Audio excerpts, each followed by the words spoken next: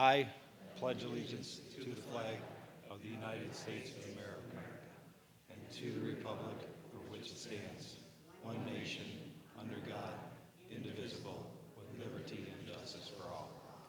Thank you. You gotta warn me about this, man. I didn't brush my hair, none. All right. It's like I'd like to welcome you all here tonight. What we present here is, or what Josh is going to present, is very important and vital information for our upcoming hurricane season. I'd like to recognize the CERT members that are here that came out. Anybody with a green shirt is on the CERT team here in Cypress Lakes. I'm going to get to you, and the CAP people also. We love the CAP people. All right. All right, my name is Rob Kowalski, and along with Toby Kress, we head up the CERT team here in Cypress Lakes. CERT, for those of you who don't know it, stands for Community Emergency Response Team. Here in Cypress Lakes, we are sponsored by Polk County Fire Rescue. CERT is a nationally recognized program. Toby's going to get into how many teams and everything are in Polk County.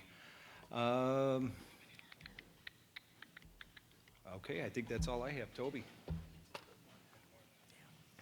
Excellent. So thanks, Rob. So just a couple things. First of all, in the back, we have the neighbor-to-neighbor table. If you would like to stop by, they've got a sign-up sheet. It's a really good opportunity for us to check on our neighbors. They also have the special needs forms. So if you've got a special need, something that you want the park to know about, definitely stop by, fill that sheet out. But that's a fantastic program, and they check in on a lot of our neighbors that may not be able to get out. So it's a good program for you to become involved in. As Rob said, CERT's a nationally recognized program, and I know that we activated for the first time really since COVID. We activated when we did the resident picnic, and a lot of folks thought we actually worked for Cove, which I thought was kind of comical, because you've never seen the uniform, And so our job is really all about safety and emergency response in our community. We are here to serve each of you in a disaster, and that's why we're sponsoring the hurricane preparedness. There's 32 actual CERT teams in neighborhoods and parks like us, and then additionally to that, within Polk County, if you don't live in a community, Polk County Fire Rescue has created battalions, and there's battalions that are in different neighborhoods that may not be organized like a community. So Joshua has the privilege of managing a lot of that with Kathy Selwyn at the county level down in Bartow. To give you some perspective, we volunteer. We don't get paid for this. And when we had the annual luncheon a few weeks ago, it was kind of a sobering, in a good way, a sobering fact that the hours that we put in equated to dollars of over $400,000 that Polk County can save because we are volunteering. It's great. It's fantastic. So a couple of the things before we turn it over to the presentation tonight. In the back of the room, Mike Hayward, who's on CAP. Stand up, Mike. Mike has got the reverse 911 cards, and this is extremely important for everybody. He's got a master list. If you filled out a card already, he'll be able to tell if you're on the list.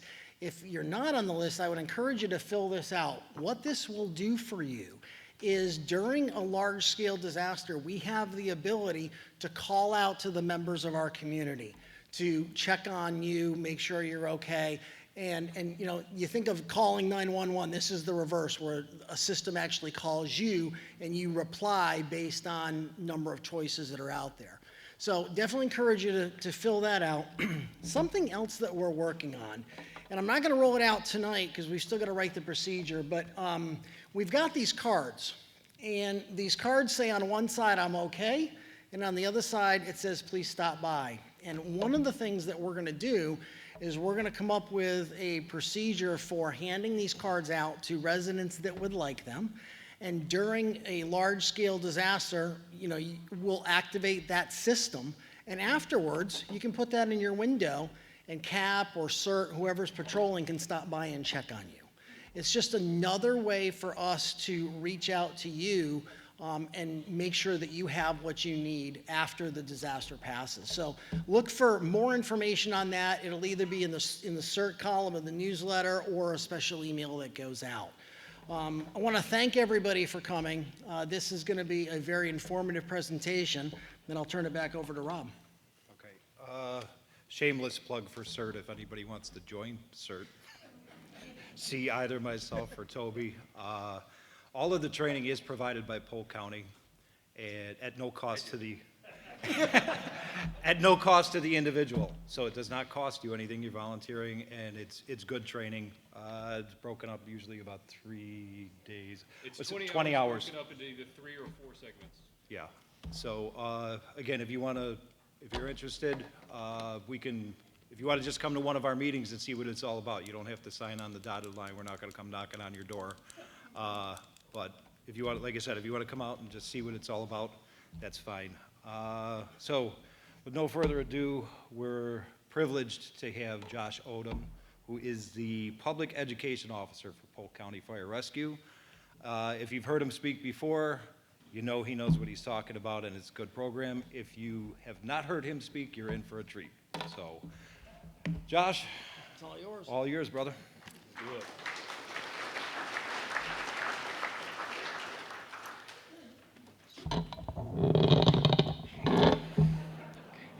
How's it going, everyone? My name is Joshua Odom. I'm Public Education Officer for Polk County Fire Rescue. I've said that 3 times today now. I'm really tired.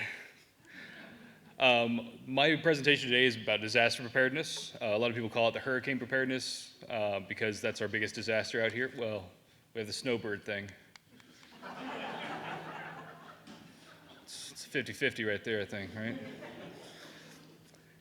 I do want to say before I get started on that, you guys are probably tired about hearing about CERT, but CERT is amazing. We actually had our skills day, 2 weekends ago? Yeah, 2 weekends ago, and it was awesome. We had a lot of fun. We destroyed a bunch of drywall. Trained a bunch of people on how to break through drywall. I actually fractured my middle finger. It healed on its own, but it still hurts. Don't punch through drywall. We can teach you how to use tools. That was the whole point. I still punched it though, right?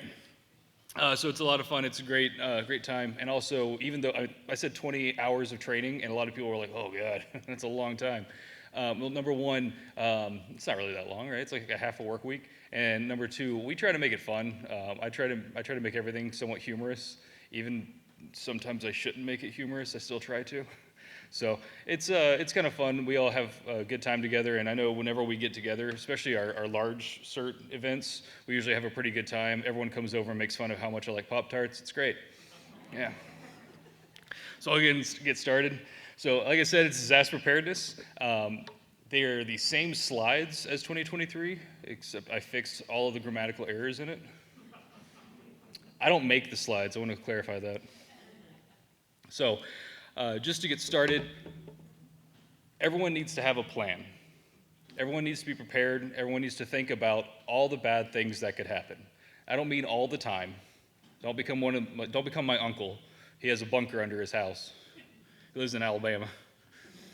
But you do need to think about all the bad things that could happen in the area. What are the threats to the area? One of our biggest things, everyone talks about it across the entire world, Florida has hurricanes.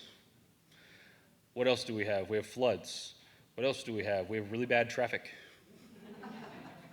It's a disaster, right? I already mentioned the snowbirds. But we have a lot of other issues that can happen in the area. We have really bad thunderstorms. Tampa is known worldwide for its thunderstorms, right? And lightning strikes. We have to be prepared for all these things, think about how they're going to affect us, and think about how we can deal with the effects that occur, because you can't stop it. You can't stop hurricanes from coming, you can't stop lightning strikes from happening, and you can't stop New Yorkers from coming down here. Who here's from New York? Okay, I can outrun all of you, I'm safe, all right. Oh, and I try not to harp on it too much, but there are also a lot of man-made disasters that happen around here. Did you guys read about Ohio a few years back? That big train that flipped over had a bunch of chemicals? Yeah, that can happen anywhere. Especially if there's a really bad winds in the area, which we get those fairly frequently. A train comes through, knocks it over. Anhydrous ammonia is a really popular chemical that's transported all over the place. It's used for refrigeration, and 1,000 gallons of anhydrous ammonia in this heat would become a gas very quickly. It would be very low hanging, and you can't breathe when you're in it. Not to scare you, just information. I'm a hazmat technician too, so. So our disaster plan contingencies, our first thing, again, think about the threat, think about the issues that can occur. Second, how are we going to deal with those things? If a hurricane is coming, what are we going to do? How am I going to be prepared for it? Where am I going to go? Do I stay here? Do I go somewhere else? Do I have enough money to go to a hotel? Do I have enough gas in my car? Do I have a way to contain some gas that's not in my car, right? Maybe you drive a Dodge Journey like my wife that holds like 8 gallons of gas. She drives to work twice and has to refill. I don't know who invented that car, but they need to stop. And then shelter in place versus evacuation. So the houses out here, are they brick and mortar or are they manufactured? Okay, so here's what I'm going to say. Now, I have a whole slide about it, which takes me about a minute and a half to go through. If you're in a manufactured home and a tropical storm or a hurricane is coming, go somewhere else. I don't care how much work you put into it. I don't care if you have the really cool straps that have like a 6-inch stud that goes in the ground. That's really awesome. Go somewhere else. You all seem really nice people. I'd like to see you next year too. All right? So you don't have to evacuate, but you should. When we're coming up with our plan, we're actually developing our plan. I will tell you that I have a plan. I have a plan for my plan, right? Because I'm a nerd. I'm a geek, right? When you come up with a plan, make sure that you talk about it. Tell everyone that you live with, tell your friends, tell your neighbors, tell anyone that could possibly be involved with that plan. If you are going to evacuate, you're going to go to a friend's house or a family member's house, let them know. Don't just surprise them and be like, hey, there's a hurricane coming and your house seems pretty sturdy. Let's hang out, right? Also, if you do plan on evacuating to someone's house, make sure that you like each other. Yeah. I recently did my capstone for my degree, and I did it on Hurricane Sandy. And there's a lot of sadness there. There's a lot of damage, a lot of destruction, a lot of death. But there were 2 deaths that were caused by people that did not get along. And while it's not funny, it's kind of funny. Choose 2 places outside of your home to meet up with your spouse, or to just go to figure yourself out before you can go home. If there was a fire in the neighborhood and you couldn't get back to your house, where are you going to go for the time being? In my family, it's Publix. It's the best place in the world. Well, Waffle House actually closes before Publix usually nowadays, mostly because they don't have enough employees. But the reason mine is Publix is because I live on Daughtery, right down the way here, and there's a Publix about a half mile from my house. So everyone in my house, all my neighbors know if there's a bad thing going on. I told everyone, meet up in the Publix parking lot. We can all get there fairly easy. You can walk there if you had to. And then we could all figure out what's going on and carpool back or whatever we need to do to figure things out. My daughter knows that the plan is to meet up at Publix. She's 5 years old. And she says, if there's ever something wrong at the house, Dad said go to Publix. Also, the manager's name is Jeff, and he knows my daughter, and he thinks she's cute. So got that going for me. And after you have one that's outside your local area, outside your neighborhood, you also need one that's outside of your local area. So if the entire area is in danger, there's a hurricane imminent in this area, if Tampa looks fairly safe, I can potentially go over to Tampa with my in-laws if I really had to. It'd be rough, okay? It'd be a Sharknado or something coming at us. And then finally, if the entire Florida peninsula is in danger, if there's a hurricane, there's a Cat 5 coming straight up the middle, I can always go to Georgia. My dad lives up in Georgia, and I would much rather go to Georgia than Tampa because it's my dad, and it's safe up there. He won't ask me why I haven't gotten a promotion in my job or something, right? Is that like a mother-in-law thing, or is it just mine? Why haven't you been promoted yet? Choosing an out-of-area contact. My grandmother, she's I almost said old, but she's really young. She's my grandmother is 84 years old, and she still tends to the cows. Yeah, she lives in Alabama. She walks 7 miles a day, and she might hurt me if I ever called her old. And I'd let her. But she's the matriarch of my family, and if there was anything going on, I couldn't call my wife. I needed to call someone outside of the area because local area to local area cell phone calls can get cut out, whereas local area to outside of the area cell phones can still work, or cell calls can still work. I would call my grandmother, say, hey, Mama, things going down here. I'm going to go up to my dad's house. If Darcy calls, let her know. And then my wife would also call my grandmother, and then my grandmother would say, well, this is my recipe for the cake, and this is my recipe for the chicken. And she'd be like, yeah, okay. Anyway, Josh, let him know, right? Man, I love my grandma. I miss her.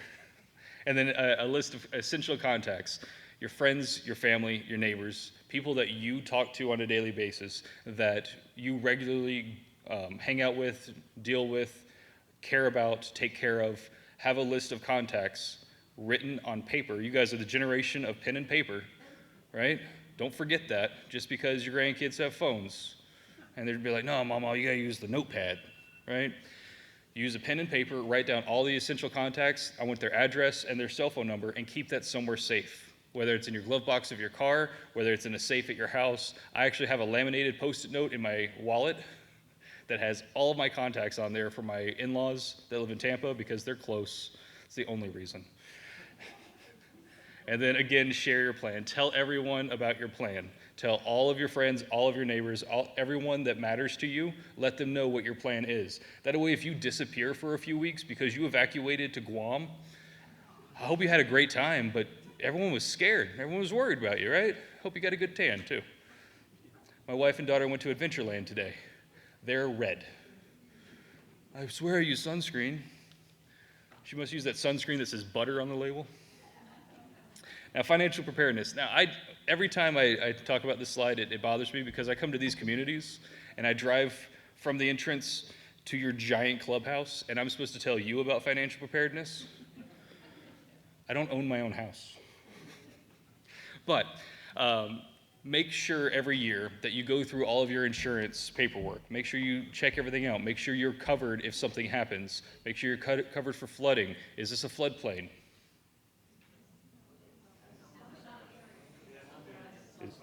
Some of it, got it. Make sure that you're covered for flooding.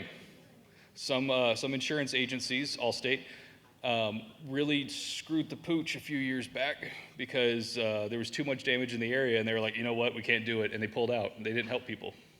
So don't use Allstate. I can't say that. Josh said that, not public education officer Josh. Make sure you obtain additional coverage as you need to do so. Review your policies, like I said, annually. Also have pocket cash. Everyone here has a debit card, a credit card, a rewards card for CVS. Those are great. The second the power goes down, we don't have internet anymore, you're not going to be able to use any of that stuff. Those are just pieces of plastic at that point. Make sure you have cash. I recommend having enough cash to be able to get a hotel room, a few meals, buy some new clothes, and a full tank of gas. And candy bars. Oh, if you don't already have Pop-Tarts, I'm going to be upset. Shouldn't have to buy Pop-Tarts at this point. For the record, I just want you all to know I have 500 Pop-Tarts in my garage right now. Yeah. Well, they're nice and warm. And then down here at the bottom, the last two bullets, the second to last bullet is document all of your precious items, all of your expensive things that you have in your house. My recommendation, when you go home tonight, as you walk into your house, pull out your phone, hit record, and show everyone your house. Introduce someone to your house as though they've never seen it before. Show them all of your important things in your house.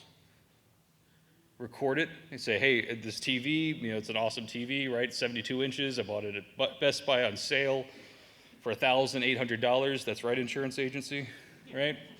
Go through your house, record everything in your house. That way, if your house gets blown away, you can say, this is everything I had. You guys owe me at least $12, right? That's my house. That's for all the children's toys I have.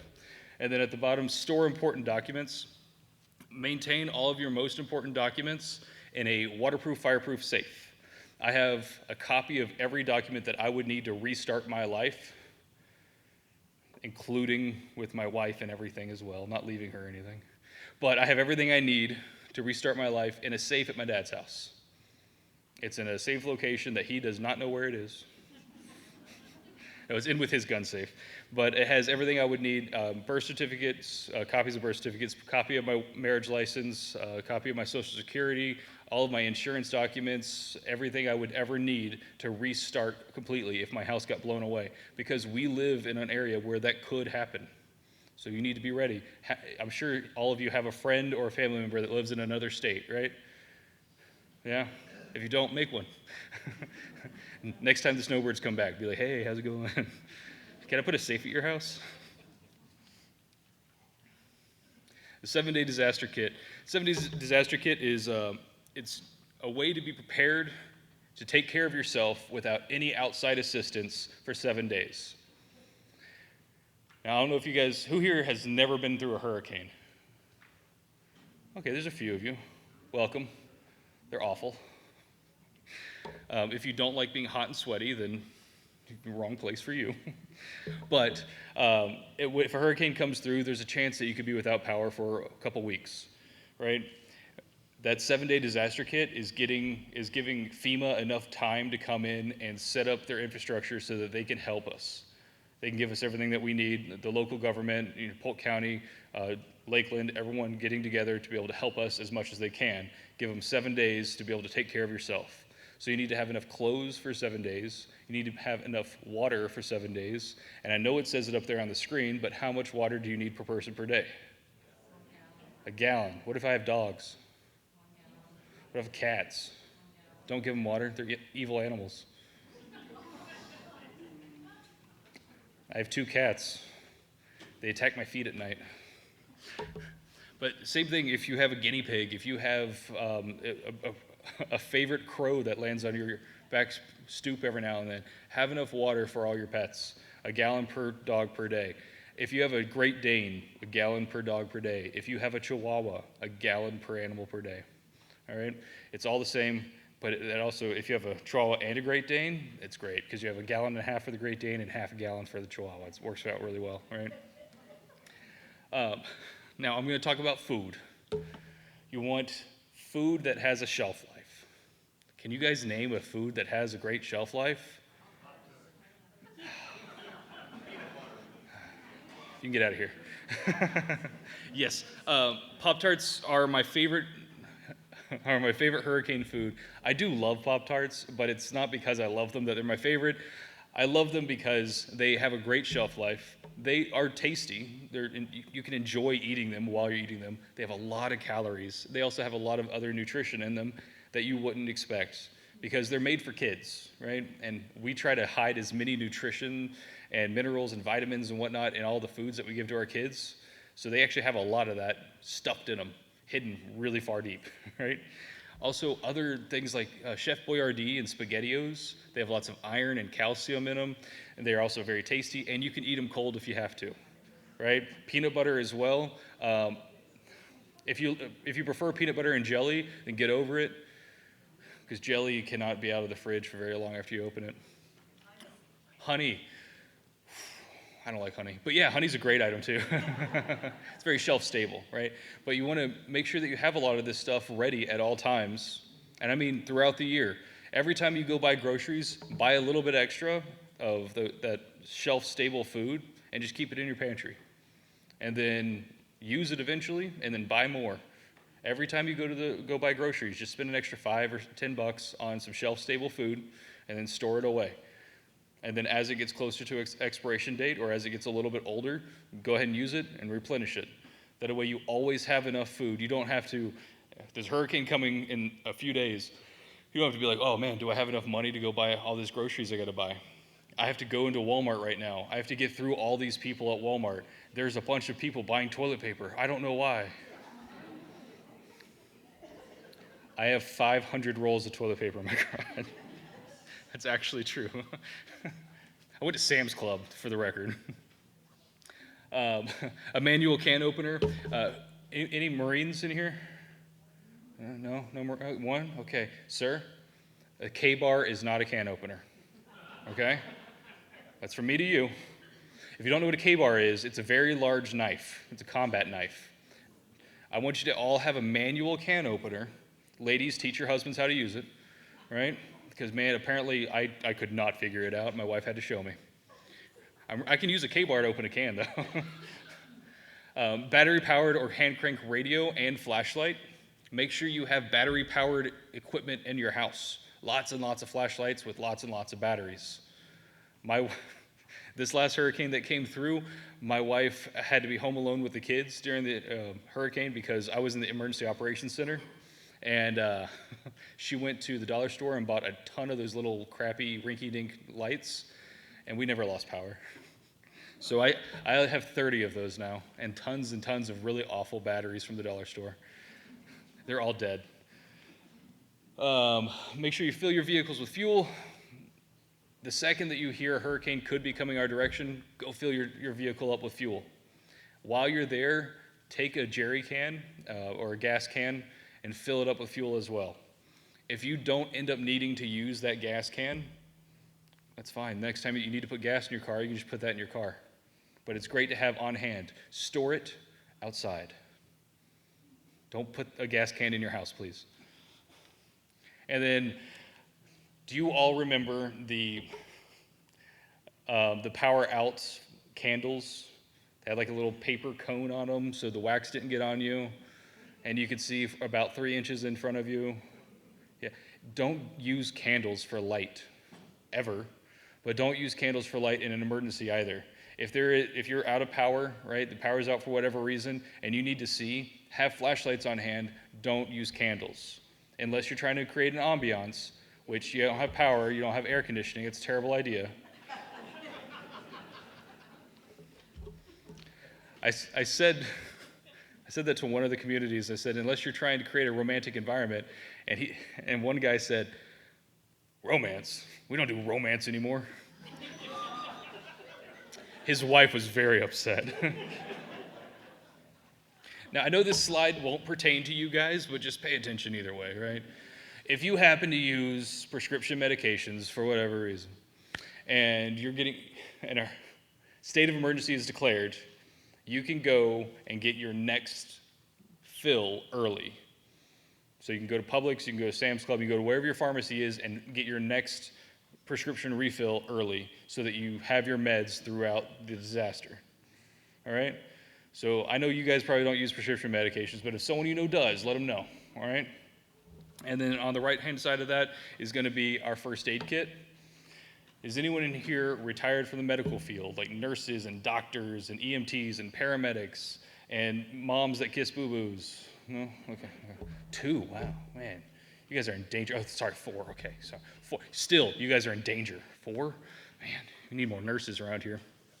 But even if you guys have a wealth of knowledge in medicine, right, you know how to do a lot of things. If someone has a cyst in their wrist, what do? Hit it with a book, yeah. Every nurse has told me that. Every nurse from like the 80s and 90s, like, you just smack it with a book, you'll be fine, right? I broke my wrist when I did that, ladies. I'm not supposed to hit it that hard. But make sure you have a first aid manual, first aid guidebook, first aid something that shows you what to do. Because when the disaster comes and you don't have AC and you're hot, you're miserable, and someone says, hey, I need to know what to do with this, you're going to want to pull out that first aid manual, make sure you're going through the right steps. I've been doing this for 12 years, which is not a long time. I get it.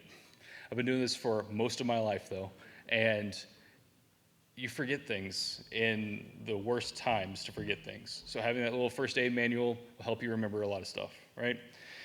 Plus, as we get older, you know, I said we to make me feel like I was part of you. And then everything else that's up here, I'm not going to go through it line by line. You guys know what should be in a first aid kit, but some of the biggest things are antiseptics, tweezers, gloves, roller bandages, thermometer, sunscreen, Make sure you have that, okay? Because when it's super hot, super humid, you're gonna get a sunburn instantly the second you walk outside, and you're never gonna forget about it. You're gonna tell people for years to come. During that hurricane, I got a real bad sunburn, right? Non-prescription pain relievers and antihistamines. After a hurricane comes through or any disaster involving wind comes through, all of the pollen that was in the tree, all of the allergens that were in the air or on the ground are gonna be all up in your face.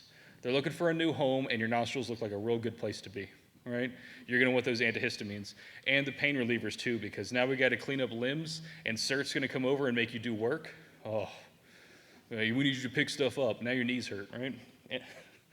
And then your eyeglasses. If you wear contacts, make sure you have your glasses on hand. It's a huge thing. I forget it all the time. I wear contacts because I'm blind as a bat without them, and I forget it all the time, especially during disasters when the worst time comes. I was in Louisiana back in 2019 when the big hurricane came through. I was helping take care of a few people up there. Lake Charles, I was working with Lake Charles, and I didn't bring my glasses. I just had contacts. Every allergen in the world, something from Zimbabwe came and kicked me in the eyeball, and I was blind for about 3 days until my wife could ship me my glasses. So make sure you have your glasses on hand. And then the very bottom there is hygiene. Hygiene is a gigantic thing you need to not forget about. It is something that we all think, oh no, it's not, don't worry about it. It's a couple days, it will be fine. It's so hot, it's so gross. And I don't care about smell. That's not a big deal. What I'm worried about is getting an infection purely from sweat. When you sweat, you get bacteria buildup. When that bacteria builds up, you can get an infection very easily in your skin, and then you can end up losing a leg just because you didn't want to baby wipe your legs, right? So make sure you have hygiene items, various types, and take care of yourselves. No, I don't like talking about it either. So hurricane watch versus hurricane warning. I'm not going to stick on this too long because it's super simple, okay? We're going to talk about it like tacos, all right? So let's say we have a taco watch, all right? So a taco watch is when I leave here and I go home, all the taco kit, everything is laid out. We got hard shell, we got various meats, we got the chicken, we got the beef, we got the tripe that no one ever eats. It's always there though, right? And we got the guacamole, which is awful as well. I don't like guacamole. It tastes like fat. I don't know, right? But we got everything we need for tacos, right? The potential for tacos exists. That's our taco watch. After a few minutes of me telling my wife, I want to eat, I want to eat, I want to eat, then it's taco warning. I've put my taco together, I've built it, I have it on the plate, and it's going into my belly, right? That's the taco warning. It exists, and I know where it's headed. The same thing with hurricanes. Hurricane watch means that the potential for a hurricane exists. Either the potential for it to form or the potential for it to come towards you exists.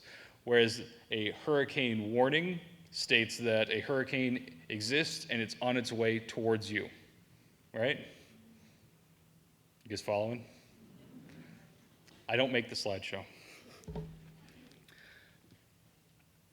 These are the different wind speeds of all the categories of hurricane. I'm going to ask you guys, at 70 miles an hour, should you be outside? No. Cool. It goes up from there. So safety after the storm. Who here knows how to operate a grill? Okay, those of you that aren't raising your hand, if there is a hurricane tomorrow, don't use the grill. Awesome. If you want to learn how to use the grill, everyone can raise their hand again and you can find them, right? If there is an overhang off of your house, off of your apartment, off of your, canoe, whatever, if there's an overhang, should you grill under it? No. Can you guys tell Huntington Hills that? I was over there recently and they're like, no, it's fine. It's not. Where does heat go? What's up? An overhang, right? And then you burn down your house and then you blame us. He did. Well, why didn't you guys tell me that? I literally just told you all this, right? I told him 2 weeks before, and then he burned half of his roof off. It was great. He said, well, Josh didn't say. You also do not use a grill inside.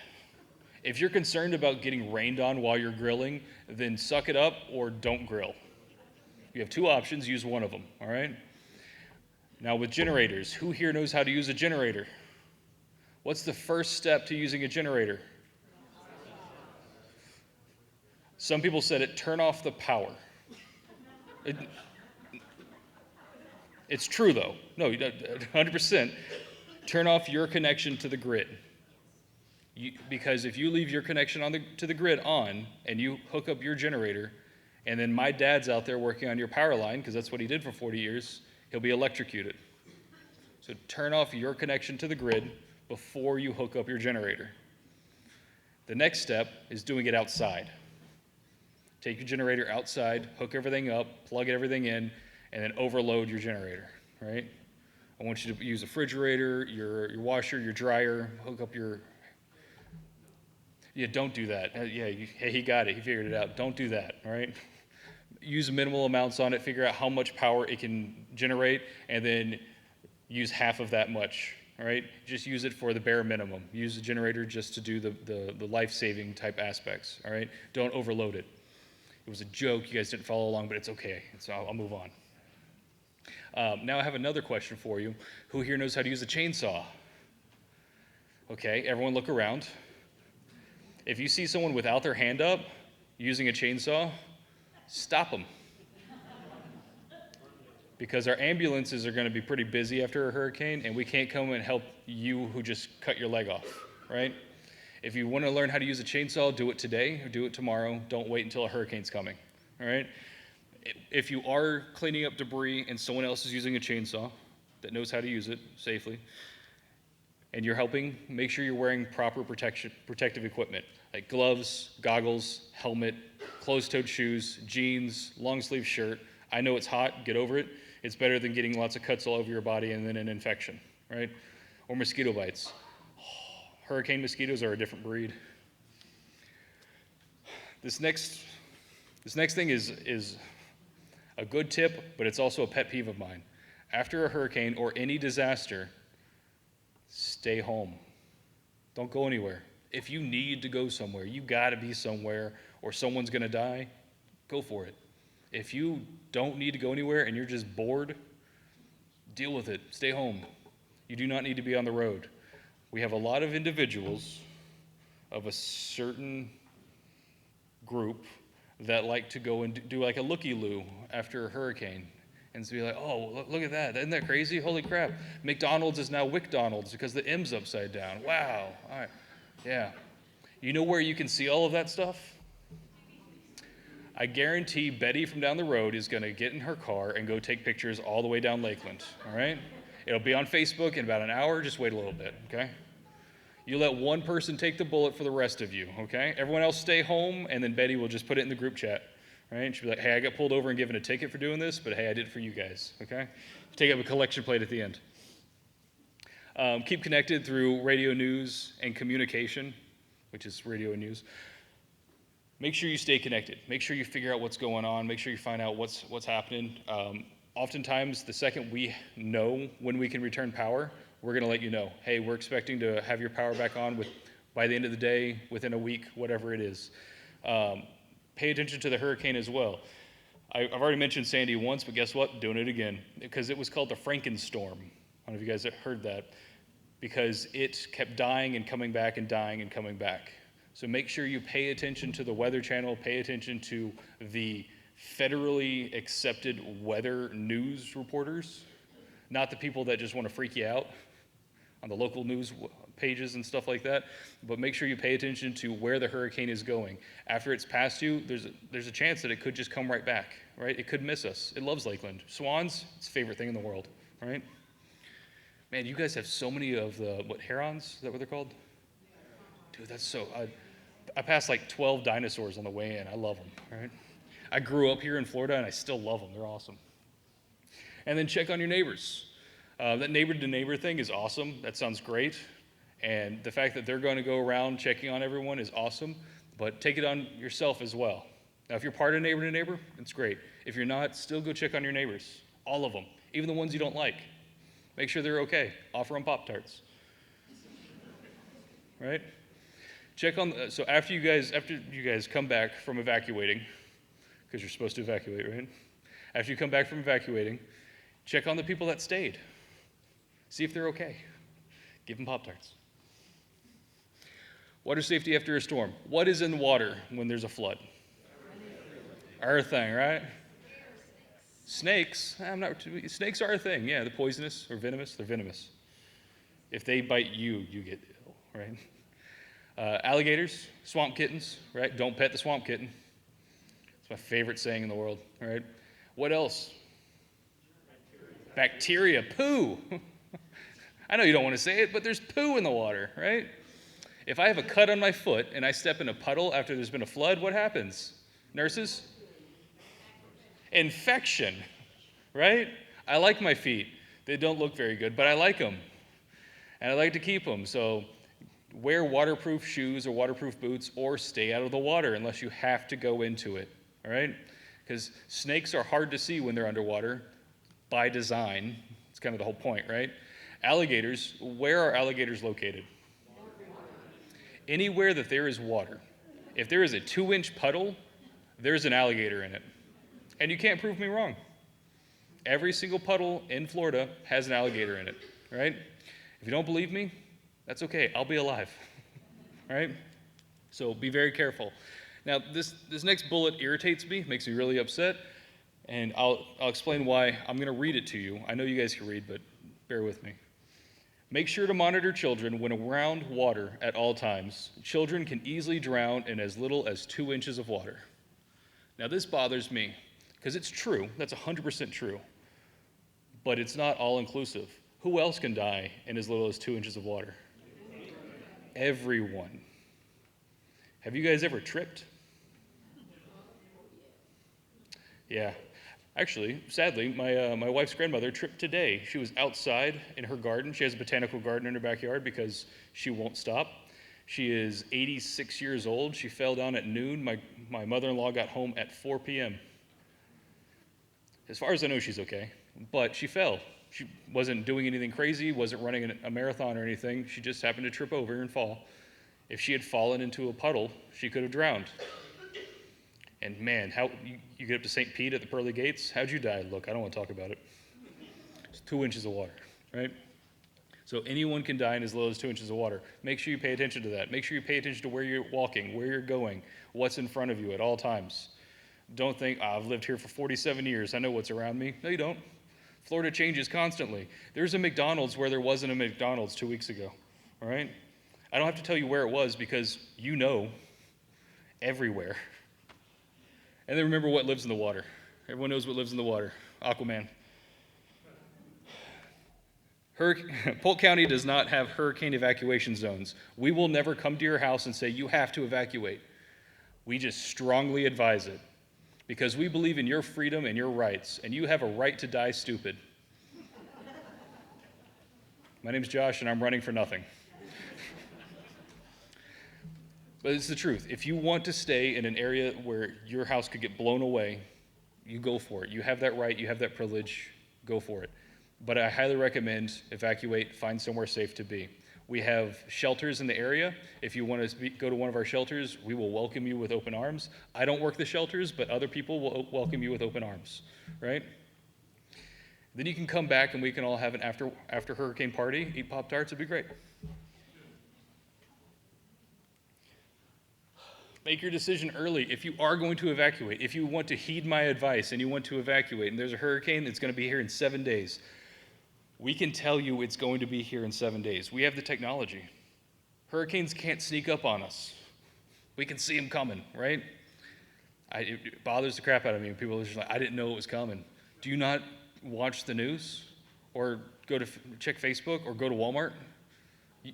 If there's a hurricane coming and you go to Walmart, they have all of the hurricane supplies lined up at the front, marked up 25% because that's as far as they can go legally, right? So be prepared for a hurricane coming and make your decision right away. I highly recommend have a threshold for yourself. Say, if it is named hurricane, I'm gonna evacuate. Or if it gets above X miles per hour, I'm going to evacuate. That way you don't have to hem and haw about it. You don't have to talk about it. You don't have to think about it. You say, it's past my threshold. We're evacuating. We're going to go to our safe place.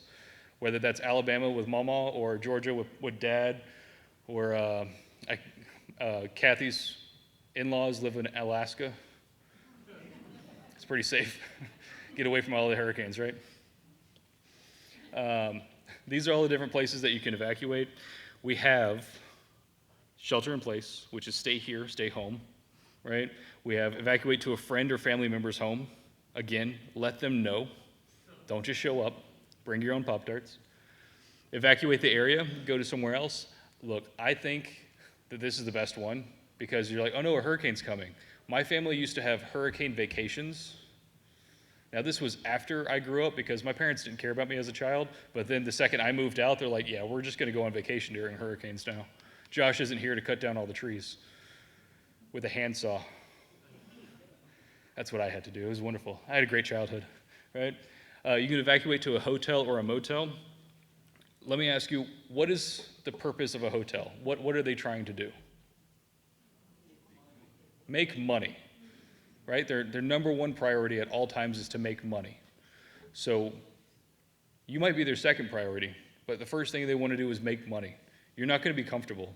You're not going to have that wonderful breakfast in the morning of stale, bought yesterday donuts or whatever, right? So if you want to go to a hotel, that's okay. They're usually built very well, but don't expect your normal resort type feeling, right? And then down there at the bottom is public shelters. So we have shelters all over the county. We have a certain amount, and that amount is written on the back of those shelter maps. I forget what the number is. It was like 46 or something like that, I think. But there's tons of them all over the place. What was that? 47. I was so close. There's 47. We have public shelters, which is our basic shelters. Anyone can go. Any resident of Polk County can go to our shelters. I get a lot of people asking me, well, why is it only residents of Polk County? Because all the other counties have their own public shelters, and if we let everyone in, then it'd look like snowbird season all over again, all right? Then we also have pet-friendly shelters. Pet-friendly shelters meet... One what? We went down to one? We had 3 last year. We have 3? Yeah, we have 3. Well, if there's a hurricane coming, you can travel 30 minutes. But yeah, there are 3 pet-friendly shelters. I will say, when Hurricane Ian came through, we opened up 17 shelters, I believe. So we don't open them all every single time. We open them as we are able to and as we need to. So if our pet-friendly shelter fills up or begins to look like it's going to fill up, then we're going to open up another pet-friendly shelter, right? And then if that one fills up, then again, we'll open up the 3rd one. When it comes to a pet-friendly shelter, I have a whole slide about it, but I will say dogs, cats, birds. Don't be bringing your Komodo dragon. Chickens don't count as birds. They're food. All right? Dogs, cats, and birds. And only cats I like, too. No, yeah. I don't get to decide that, I guess. I put it in there. We were talking about it a few weeks ago, and I was like, so let's talk about the pet-friendly shelters. They were talking about like the protocols and stuff. I was like, yeah, take the cats out. No more cats. Only dogs. Not even birds either. Only dogs. And they looked at me like I was crazy. They're the crazy ones. Letting birds in a place? Gosh. Just kidding. Yeah, it's dogs, cats, and birds. Tangent, my bad. Then we also have special needs shelters. So they were talking about the special needs shelters. They have the sign-up cards for it. Those are awesome. That is what you guys were referencing, right? Okay, wasn't sure if you had like your own special thing going on. But those sign-up cards, make sure you fill them out, make sure you get all that information in. If you require electricity to survive, special needs shelter is what you need. Go ahead and fill that out. If it turns out that you have another way to shelter, you're gonna go to a friend's house or a family member's house, something like that, that's awesome. But if you require electricity to survive, whether or not you think you can find another place, go ahead and fill that card out and send it in. That way, if you end up needing a special needs shelter, you have it already lined up and you can just slide right in. All right? That's the shelter map from 2023. It should look exactly the same. The only difference is it's not the best color in the world anymore. Now it is blue. Green is the best color, for the record. I like green a lot. On the front here, you're going to see a whole bunch of information.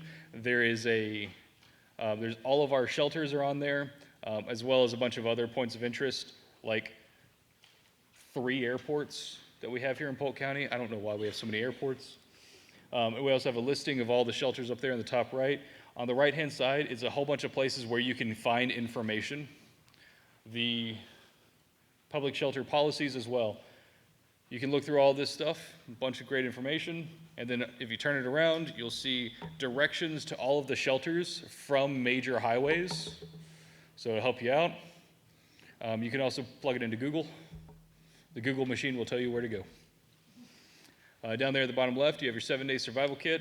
I know that this is written in very large font and it's very easy to read. I'll teach you a tip.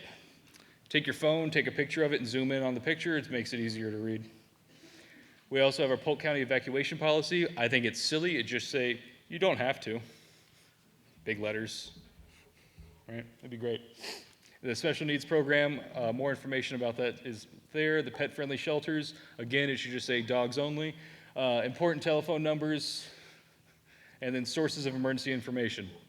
If you happen to have my work number or my cell number, please don't call me and ask for emergency information. I'm gonna be a little busy.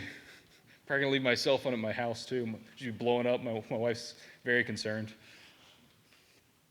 I go through that pretty fast. I know it's a lot of information, but you guys have it and you can look at it as much as you want. And then we all know where Rob lives, so you can go ask him about it.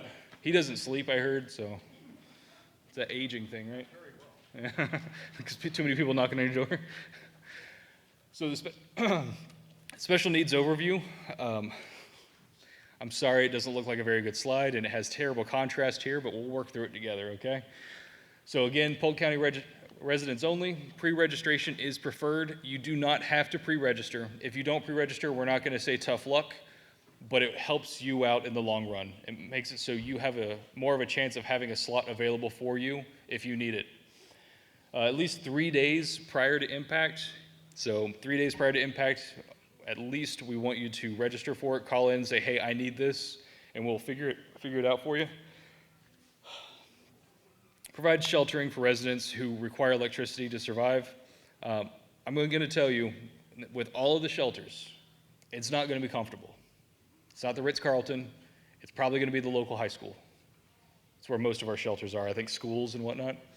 You're going to get a 6-foot by 6-foot square that you get to sleep in. We'll give you a cot, right?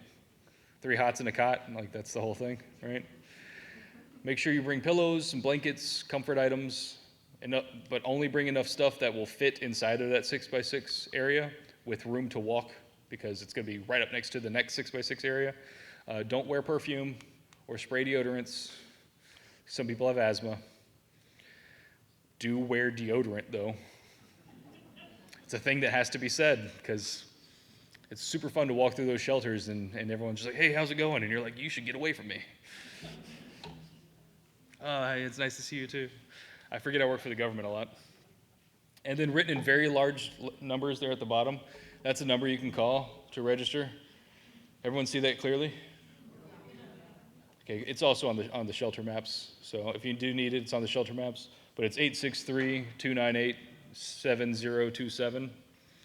If you need me to say that again, then you're not looking at the shelter maps.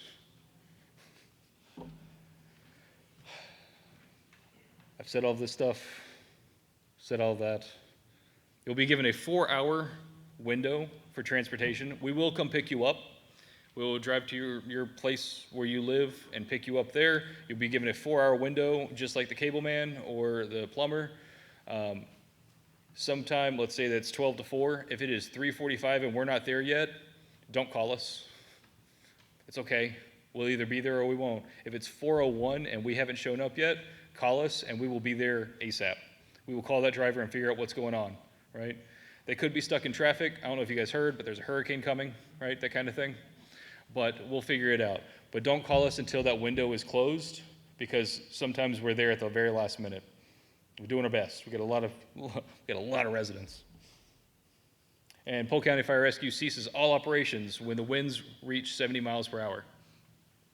That's because we enjoy living. move on from there. For the pet-friendly shelters, plan for pet disaster needs. You want to have your pet supplies, food, water. If they need medicine, the same deal goes for dogs as well. If they require prescription medicine, potential spam. If they require prescription medications, then you can go to the pharmacy if there's a declared emergency, just like normal human prescription medications. So make sure you have all of that stuff before you come. We will not be feeding your animal. All right, it's for you to go there with your animal and take care of your animal and be somewhere safe. It's not for us to take care of your animals for you.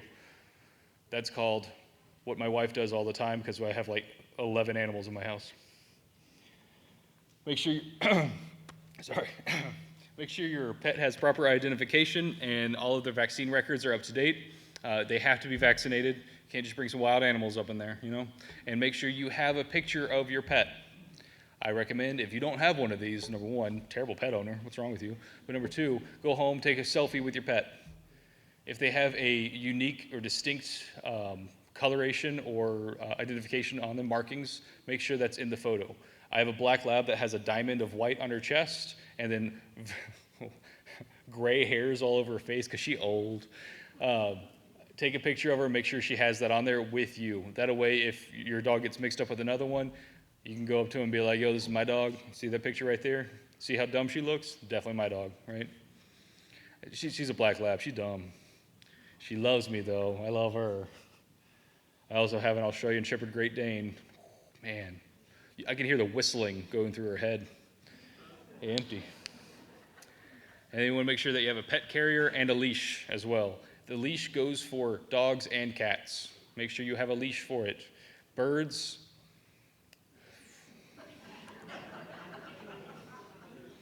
Keep a leash on your goose, okay? It's exotic birds only. Just keep them in the cage. Oh, and as far as the pet carrier goes, make sure it is an airline-approved pet carrier. If you don't know what that means, you can Google it. There's a lot to it, but it needs to be able to hold in liquids. It needs to be able to, like, smash-proof, I think is the word. But there's a lot of things that go into it. Just make sure it says airline-approved on the box. It can't be one of those wire crates, essentially, right? My dog chews through those. I also have a Dalmatian German Shepherd. She's insane. She chews through wire crates. That's crazy. I know, right? Oh, man. What a great response. Now, here we have Alert Polk. Alert Polk is a program we have here in Florida. Do you guys remember a few months ago when you all got a text alert at like 5 a.m.? Wasn't that wonderful? That was not us, but it's the same program. Someone at the state definitely got fired for that. I hope, because they woke me up. It was very early for me. But you can sign up for this. I highly recommend it. If you do go to alertpolk.com, it looks like a weird third-party program, because it is, but it's okay because we trust them. It's a program that we go through. Just put in your cell phone number, your name, have fun with those guys. They playing poker? But put in all your information, and we will send you information. If there's a hurricane coming, if there's a snowstorm coming, if Adirondack chairs are on sale at Sam's Club, all the really important things that you need to know, we will send to you. We will call you, text you, email you, send you smoke signals, and then we'll also tell Aunt Judy, because if you tell Aunt Judy anything, everyone knows. You guys have an Aunt Judy? Yeah, you all have an Aunt Judy. And then finally, if you guys have any questions or you want to complain about me, that's okay. You can call that number. That's emergency management. You call them up and tell them I'm terrible, and they'll laugh and giggle and agree. You might get Paul Womble. He'll be like, yeah, he sucks. It'll be great, right? Now, if you have any questions about emergency management, you can call that number. Ask them anything you want to know, and they will give you an answer, or they will figure out an answer and call you back. They are amazing people over there. They're wonderful. They will do everything they can. They are just like me. They're huge nerds, and they want to know things. So they'll figure everything out, right? I'm an emergency manager, too, so I can say that. Got my degree in it and everything. That's our Facebook and our Twitter as well. If you have a question that you think that other people would benefit from finding out the answer for, go ahead and post it up there on Facebook or Twitter. They check it daily. They'll go over there and they'll answer all the questions publicly. It's a public forum, so anyone can see those answers. If you want to know what qualifies as an airline pet carrier, and you ask that on Twitter, then they will answer that, and everyone else that might have that same question can read that as well. So it's very helpful to go on those public forums and ask questions, and don't worry, you can't bother them. And if you do, I find it funny, so it's fine. You pay your taxes, right? People use that on me all the time, so we use it on them. All right, does anyone have any questions? Yes, sir. Can you explain the sales tax relief program, I cannot. hurricane supplies? It's just like the labor, like the going back to school sales tax thing. I don't pay taxes in my job, but no, from what I've heard, it's the same thing, same idea as going back to school sales tax exempt. Anything that is related to hurricane preparedness is exempt from sales tax for, what, do you know what days they are? Do you know what 2 weeks? Starts June 1st. So the first 2 weeks of June. Yeah, and it's items that are related to disaster preparedness are going to be tax exempt for the first 2 weeks of June. If you want to get that list, there is a list of all those items, and if you Google it, I swear Google needs to pay me money, but if you Google it, it's on there. Just Google disaster preparedness tax relief or whatever, and it'll show up all those different items.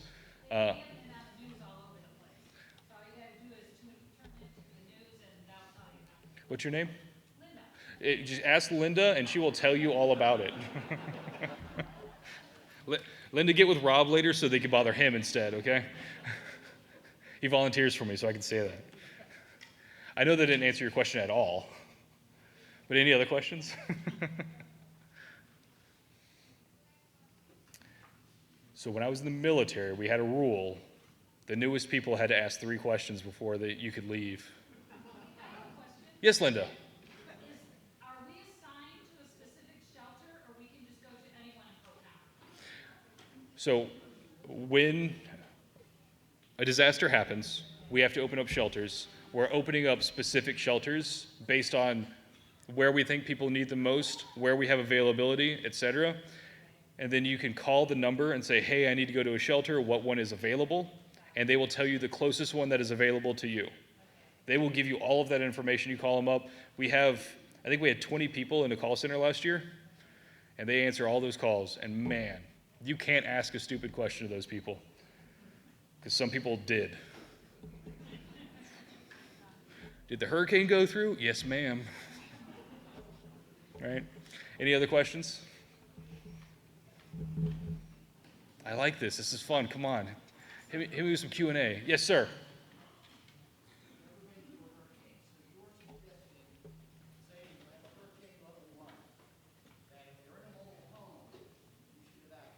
Yes, sir. So what he asked was, if there is a Category 1 hurricane that comes through and you live in a mobile home, yes, I recommend that you evacuate. And I have 2 reasons behind that. Number 1, your house might be fine, right? It could come through and nothing bad happen at all. Or it could come through and completely destroy your house.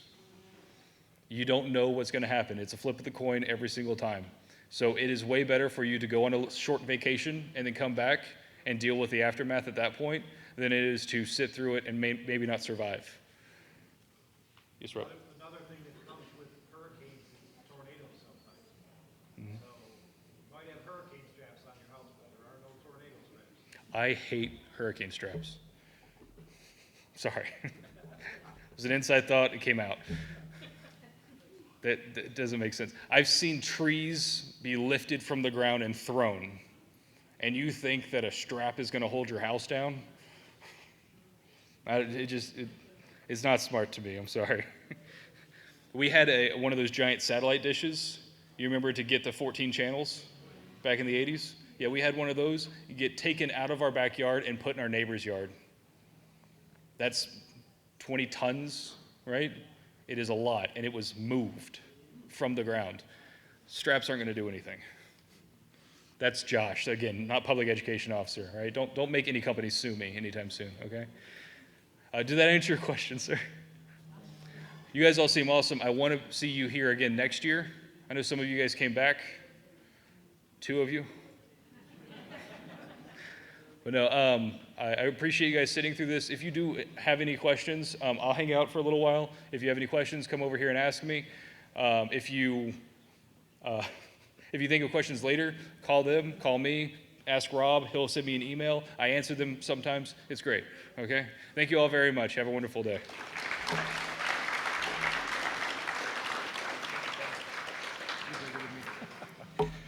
Round of applause for Josh again, please.